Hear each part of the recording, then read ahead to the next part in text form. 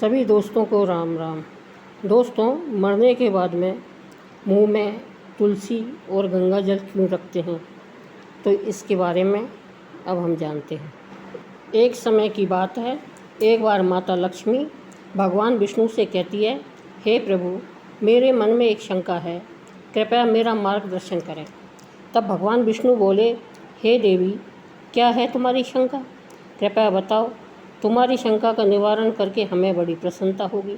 तब माता लक्ष्मी कहती है, हे प्रभु, जब कोई मनुष्य मृत्यु के बाद तुलसी पत्र का जल अपने मुख में पाता है तथा रोज़ तुलसी में जल देने से क्या होता है तथा उस मनुष्य को कौन से फल की प्राप्ति होती है? तब भगवान विष्णु कहते हैं, हे देवी, तुमने जो प्रश्न पूछा है वह समस्त मानव जाति के कल्याण के लिए अत्यंत ही उपयुक्त है। हे देवी, तुलसी पत्र से संबंधित मैं आपको एक पवित्र कथा सुनाता हूँ। आप इस कथा को ध्यान से सुनना। तब माता लक्ष्मी कहती है, हे प्रभु, मैं इस कथा को पूरे ध्यान से सुनूंगी और लोक कल्याण हेतु इस कथा का प्रसार भी करूंगी। तब भगवान विष्णु कथा सुनाना आरंभ करते हैं। हे देवी, गंगा तट के किनारे एक भील परिवार रहता था, जिसमें 5 भाई अपनी बहन के साथ रहते थे। उनके माता पिता किसी बीमारी के कारण गुजर गए थे। बहन सबसे छोटी थी और वह मेरी बहुत ही बड़ी भक्त थी। वह हर दिन सुबह तुलसी में जल चढ़ाती थी, नित्य रूप से पूजा पाठ करती थी। ये 5 भाई हर रोज़ जंगल में जाकर शिकार करते थे और जो भी मिले उसे घर लाकर पकाकर खाया करते थे। उनका यही नित्य काम था और बहन घर के सभी काम करके भाई की सेवा करती थी, उनके लिए खाना बनाती थी। फिर एक दिन उसका हाथ एक चाकू से मछली को काटते हुए कट गया और उसके हाथ से खून बहने लगा। तो उसने जब उस रक्त को दीवार से पोंछना चाहा तो सोचा कि अगर भाइयों को इस बात का पता लगा तो उन्हें बहुत दुख पहुंचेगा। अगर कपड़ों से पोंछ लूँ तो वह भी उनकी नज़रों से नहीं बच सकता। इसलिए उसने उस रक्त को मछली में ही डालकर मछली को पका लिया और जब रात को भाइयों ने मछली को खा लिया तो वे भाई उंगली चाटते ही रह गए। उन्हें वह खाना बहुत पसंद आया। फिर सबसे बड़े भाई ने बहन से पूछा कि आज खाने में क्या मिलाया है जो इतना स्वादिष्ट बना था, तो उसने कुछ भी नहीं बताया। फिर अगले दिन खाने का स्वाद पुराने जैसा ही था। इसलिए बड़े भाई ने बहन को कसम दिलाई कि उसने खाने में क्या मिलाया था। तब बहन ने अपने हाथ के रक्त के बारे में अपने भाइयों को बता दिया। तब बड़े भाई के कुटिल दिमाग में एक बुरा ख्याल आया कि क्यों ना हम अपनी बहन को ही मार कर खा जाएं, क्योंकि उसके रक्त की चंद बूंदें ही इतनी स्वादिष्ट थी, तो फिर उसका मांस कितना स्वादिष्ट और होगा। अगले दिन बड़ा भाई अपनी वह कुटिल योजना सारे भाइयों को बताता है और सबसे छोटे भाई को छोड़कर सारे भाई राजी भी हो जाते हैं। तब बड़ा भाई अपनी बहन की हत्या करने की साजिश करता है। दूसरे दिन वे सभी अपनी बहन की शादी कराने हेतु दूसरे गांव चलने के लिए मना लेते हैं। फिर वे सभी अपनी बहन के साथ रास्ते की एक छोटी सी गुफा में ले जाकर उसे बांध देते हैं और उस पर बाणों से वार करना शुरू कर देते हैं। तभी उस स्त्री ने मन ही मन ईश्वर से प्रार्थना करते हुए कहा, हे प्रभु, अब आप ही मेरी रक्षा करें। तब एक चमत्कार हो जाता है। सबसे बड़ा भाई बाण तो चलाता है, लेकिन उसका निशाना चूक जाता है और बार बार प्रयास करने के बाद भी उसका निशाना बार बार चूक जाता है। फिर दूसरे भाई भी एक एक करके बाण चलाते हैं और उन सभी का भी निशाना चूक जाता है। अंत में सबसे छोटे भाई को बाण चलाने को कहते हैं, किंतु वह मना कर देता है। तब सभी भाई उसे ही जान से मारने की धमकी देते हैं। तो उसकी बहन स्वयं मुझसे विनती करती हुई बोली, हे प्रभु, अब आप मेरे छोटे भाई की रक्षा करें और मेरे प्राण ले लीजिए। ऐसा कहते ही सबसे छोटे भाई का बाण बिना निशाने के ही बहन के सीने में भेज जाता है। तब वे 4 भाई अपनी ही सगी बहन को काट कर पकाते हैं और आपस में परोसते हैं और अंत में सबसे छोटे भाई को उसका सिर खाने को देते हैं। वह अत्यंत दुखी होकर मन ही मन बहुत रोता है और उसने अपने कपड़ों में एक मछली का टुकड़ा छुपा कर रखा था तो उसने उस मछली को ही खाने में मिलाकर खा लिया। खाते समय उसने अपने पात्र के नीचे एक छोटा सा गड्ढा खोदकर उसमें अपनी बहन के सिर के टुकड़े डाल दिए। फिर वे सब वहाँ से चले जाते हैं। दूसरे दिन छोटा भाई इस जगह पर आकर एक बांस का पेड़ अपनी बहन की याद में लगा देता है और उसे रोज़ाना पानी देता है।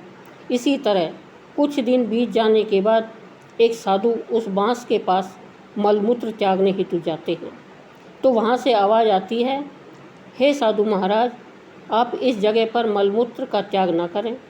तभी वह साधु आश्चर्य से एक बांस के टुकड़े को काटकर अपने साथ रखते हैं और उसकी एक बांसुरी बना लेते हैं। जब भी वह साधु बांसुरी बजाता था तो उसमें से एक स्त्री की सुंदर गीत गाती हुई आवाज़ आती थी। वह साधु उस बांसुरी को बजाते हुए और द्वार द्वार पर जाकर भिक्षा मांगते हुए उसी से अपना जीवन यापन करने लगा। कुछ समय बीतने के बाद वह साधु उस बड़े भाई के घर के पास गया तो उस बांसुरी से आवाज़ आने लगी कि इसी दुष्ट ने मेरी हत्या की है। ऐसा सुनते ही बड़ा भाई घर से भागते हुए आया और उसने उस साधु को अपने द्वार से आगे भगाया। फिर इसी तरह वह साधु उन 4 भाइयों के द्वार पर जाता है, किंतु वह सभी भाई साधु को वहाँ से भगा देते हैं। साधु को तब कुछ हद तक यह बात समझ में आ जाती है कि जिस स्त्री की आत्मा इस बांसुरी में रहती है उसका इन लोगों के साथ जरूर कुछ नाता होगा, किंतु बेचारा साधु उन सभी के साथ कुछ भी नहीं कर सकता था। साधु फिर अंत में 5वें भाई के द्वार पर जाता है। तभी वह बांसुरी कहती है, यही मेरे प्रिय भाई का घर है।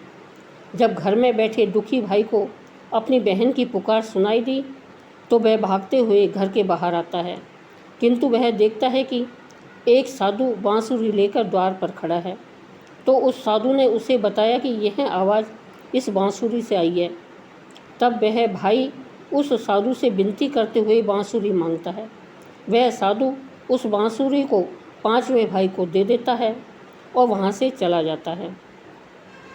फिर वह भाई अपनी बहन की आवाज़ वाली बांसुरी बजाता है तो वह कहती है, हे भाई, मुझे पता है तुम मुझसे बहुत प्रेम करते हो, किंतु मेरी मुक्ति के लिए तुम हर दिन घर की तुलसी में जल चढ़ाओ तथा भगवान श्री हरि विष्णु का प्रत्येक दिन पूजा पाठ करो।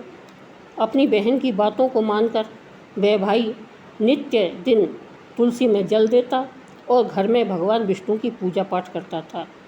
एक दिन जब वह भाई तुलसी को जल देते हुए मन ही मन भगवान विष्णु के नाम का जप कर रहा था, तब स्वयं भगवान विष्णु उसी तुलसी के पौधे से उस गरीब भाई के घर में प्रकट हुए। फिर वह भाई तुरंत भगवान विष्णु के शरण में आया और सच्चे मन से स्तुति करने लगा। तब भगवान विष्णु ने उस भाई को तुलसी पत्र का जल उस बांसुरी में डालने को कहा और उसने भगवान विष्णु का नाम लेते हुए उस बांसुरी में तुलसी पत्र से जल डाला। भगवान विष्णु के आशीर्वाद से उस स्त्री का पुनर्जन्म हुआ, जिसके बाद वह स्वयं उस बांसुरी से बाहर आ गई। तब उन दोनों भाई बहन को भगवान विष्णु ने तुलसी के संबंध में महत्वपूर्ण ज्ञान दिया। फिर भगवान विष्णु कहते हैं, हे देवी, वह ज्ञान अब आप भी ध्यान से सुनो। तुलसी को देवी लक्ष्मी का ही रूप माना जाता है। तुलसी में हर रोज़ जल चढ़ाने से जीवन की सभी परेशानियां दूर होती है और सुख शांति आती है और धन का लाभ होता है। तुलसी में जल चढ़ाते समय चंदन का तिलक लगाना शुभ माना जाता है।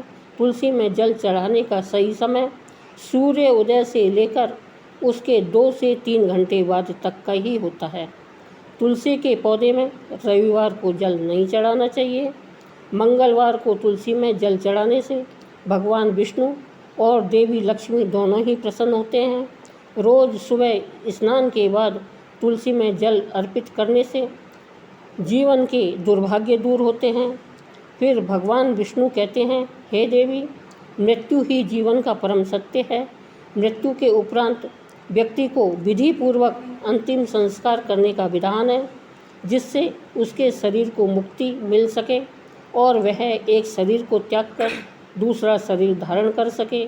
इस प्रकार से जब व्यक्ति मोक्ष की प्राप्ति करता है तो उसके सभी पापों से मुक्ति मिल जाती है। मृत्यु के समय मुंह में गंगा जल डालना चाहिए, जिसका कारण है कि गंगा जल कभी खराब नहीं होता है और गंगा जल की कुछ बूंदें ही मृत्यु उपरांत व्यक्ति के लिए मोक्ष के द्वार खोल देती है। मृत्यु के समय व्यक्ति के मुख में गंगा जल डालने से उसे कई शारीरिक कष्टों से मुक्ति मिल जाती है और आसान मृत्यु मिल जाती है। यदि मृत्यु के समय व्यक्ति के मुंह में तुलसी की पत्तियां रखी जाती है तो मरने वाले व्यक्ति की आत्मा को भगवान विष्णु का आशीष प्राप्त होता है और संसार की मोह माया से मुक्ति मिलती है।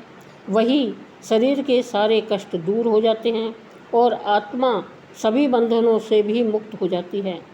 तुलसी के नाम से ही यमलोक में जो कष्ट देने वाले राक्षस हैं वे शांत हो जाते हैं और यह मार्ग आसान हो जाता है तथा मोक्ष मिलता है।